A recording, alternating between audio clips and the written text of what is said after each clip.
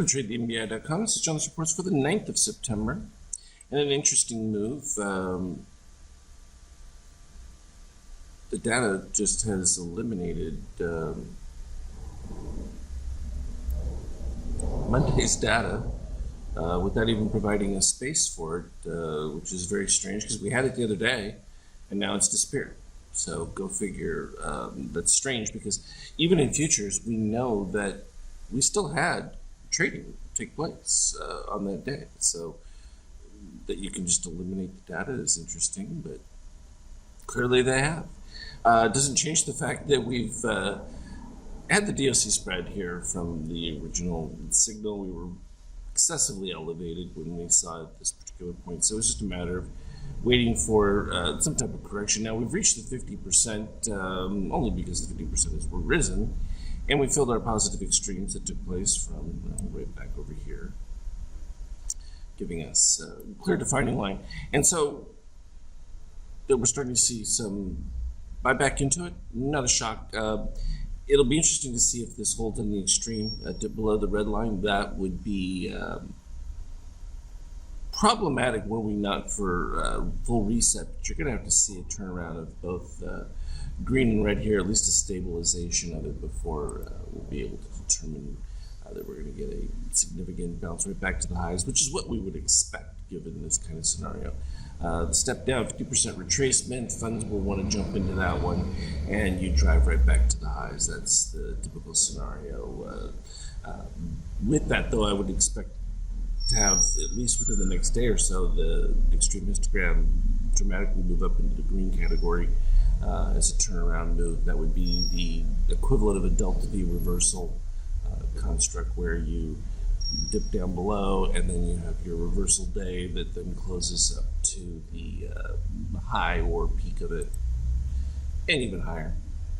From a gold standpoint, it's holding steady. There's no inflation at this particular gauge from the realization that the Eurozone has still got major problems with everything that's going on for them has kept that from really making any bigger push. The U.S. is still outproducing, ironically, given how disastrous things are with the divergent openings, non-openings, just really crazy differences state by state.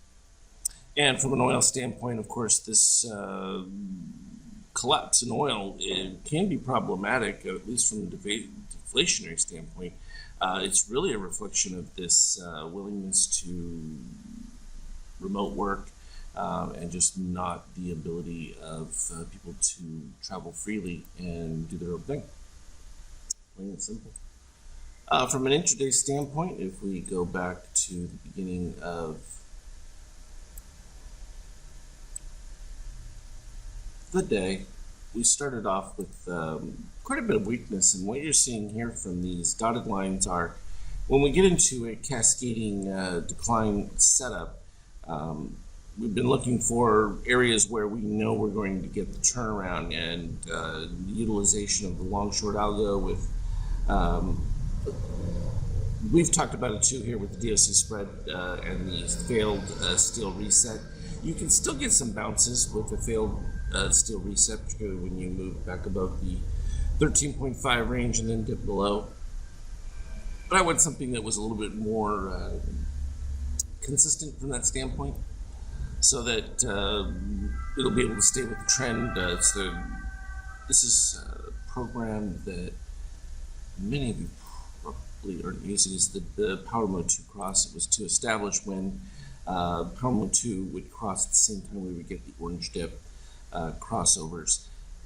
Doesn't take into account the fail of the DOC steel to reset at any particular point. Particularly, what I like to look for when you're getting these is either that cross back below and above. That's at least a return signal where you have orange popping above it once again to kind of, in effect, reset, which is exactly what it does. So that took place at this particular point.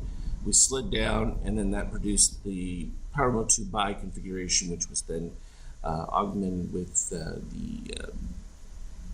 long short algo, suggesting that it had wings to it.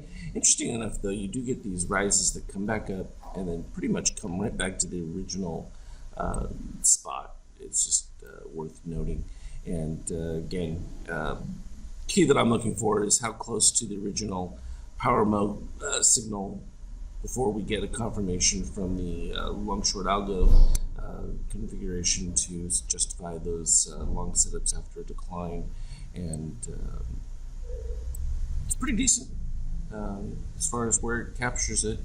And then if we move to where we're at presently, we had the dip down below and bought it right back up, and just right in the mid-range.